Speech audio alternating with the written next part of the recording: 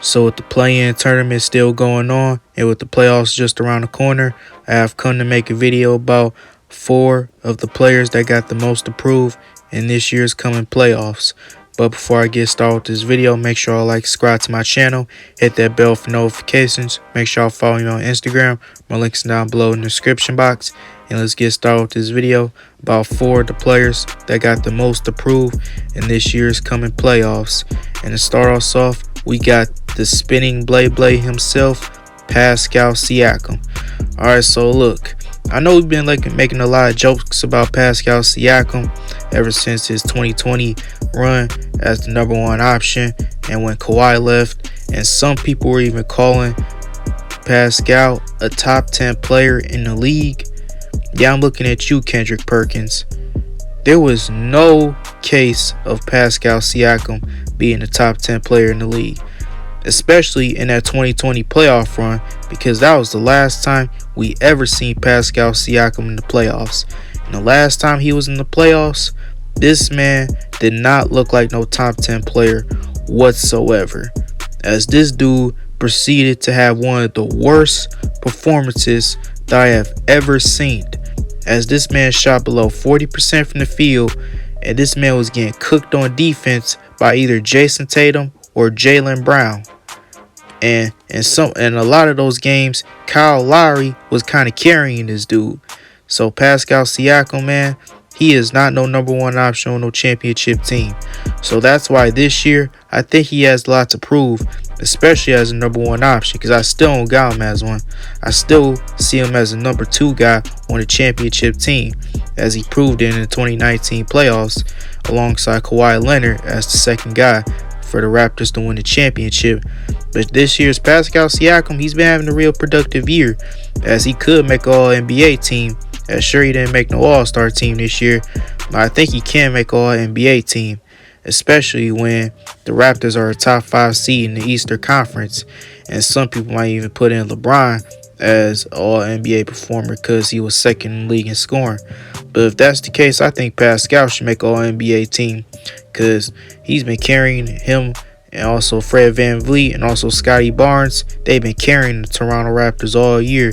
They've been having a real decent year, but I gotta see it to believe it when it comes playoff time. So Pascal Siakam, you got something to prove.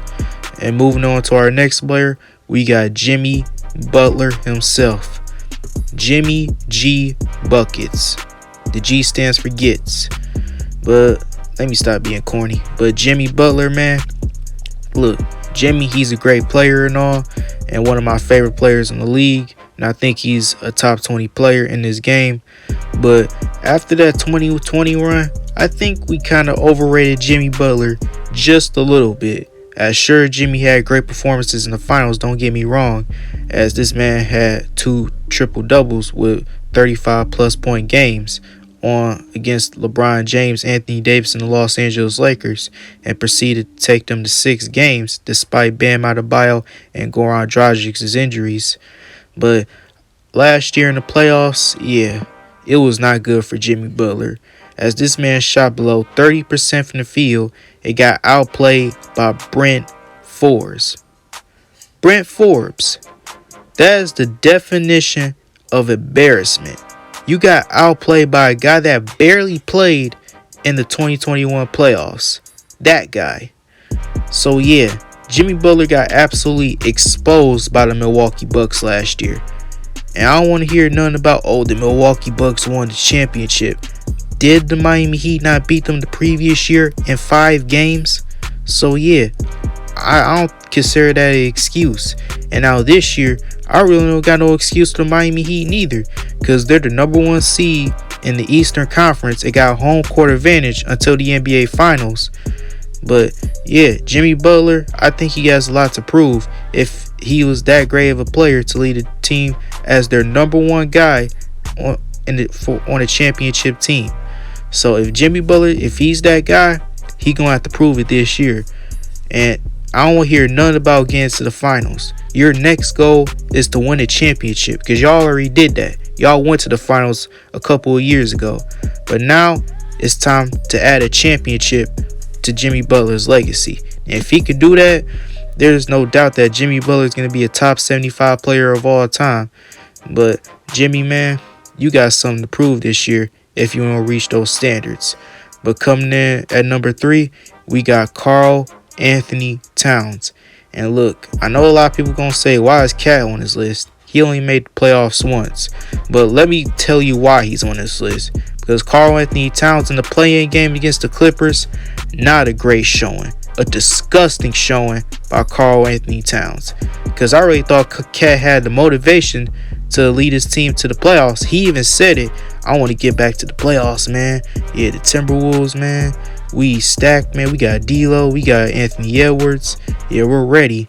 But he did not look ready whatsoever, as this man was allergic to contact. As this man was going up with stupid post hook shots, stupid floaters, and then he was complaining with the refs, like, bro, you're the one who took the shot. And sure, some of those contacts, they're kind of questionable, but you still shot it. And you're not even having the best game, as you only had 11 points that game.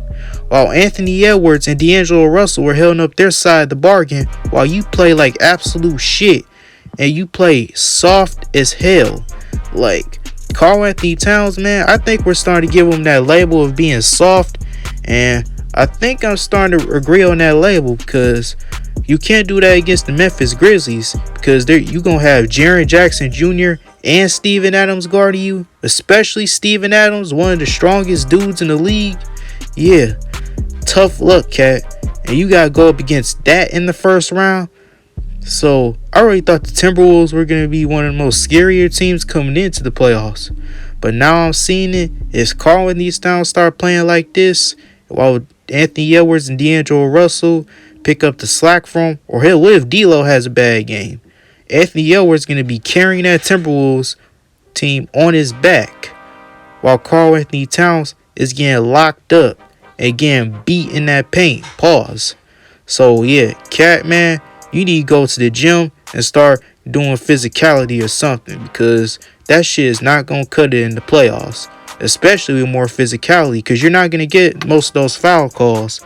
So yeah, Jimmy Butler's not in your ear right now, Cat. So you better get this shit figured out. But coming in as our final and last player, we got DeMar DeRozan. DeMar the motherfucking DeRozan, man.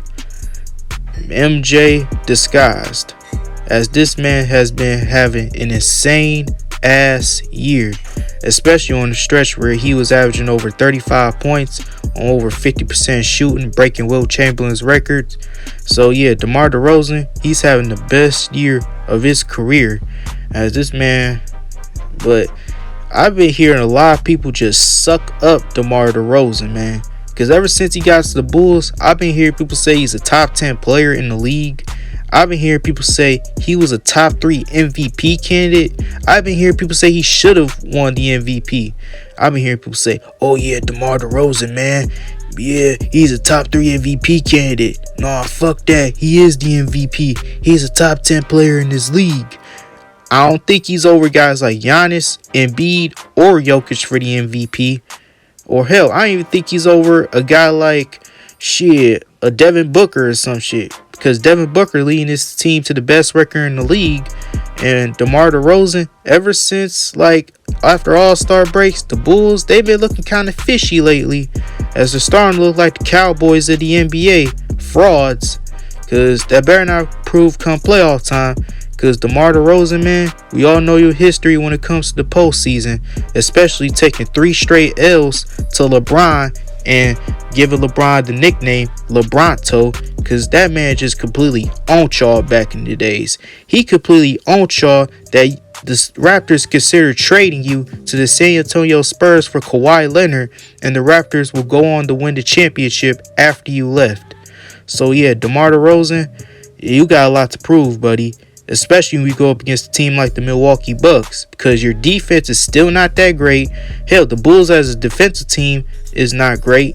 So when you go up against Giannis, yeah, that's going to be tough ass luck. especially for the Chicago Bulls. So DeMar DeRozan, you going to have to average like over 25 points per game if you going to come out of this series against the defending champs. And Zach LaVine, he going to have to hoop too, because he ain't off the hook and this is his first playoffs. But DeMar, man, if you're the player that we think that you are, we gotta see it to believe it. Rather you show up or you show out. So yeah, DeMar DeRozan, you better step this up, buddy. But that's the end of this video. Who y'all think has the most to prove in this year's playoffs? And leave it down in the comment section down below. Make sure y'all stay safe and stay healthy, y'all. This your boy Lil Trady signing out. Peace.